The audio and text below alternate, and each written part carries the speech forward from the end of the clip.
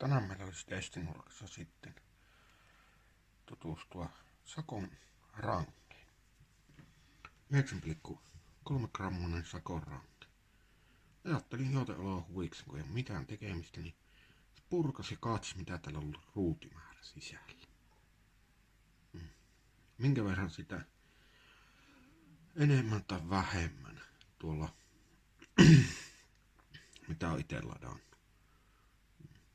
Ihan vaan mielenkiinnosta. Näin. Meillä nyt on rangesta purattu pois. Ja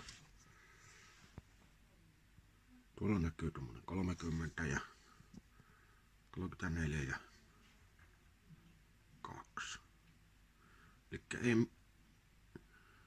minun minimilatauksessa on enemmän ruutia kuin tässä. Näin. Joo. No ei se mitään.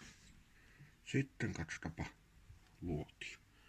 Luotihan on tällainen.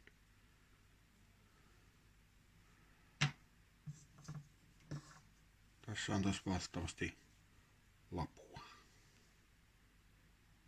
Oikeastaan muuta eroa ole kuin se, että tossa on kuppituoli ja tossa ei. Näin. No.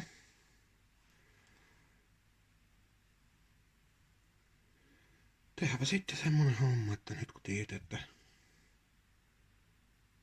siellä ei ole hirveän paljon tuota ruutia. Näin.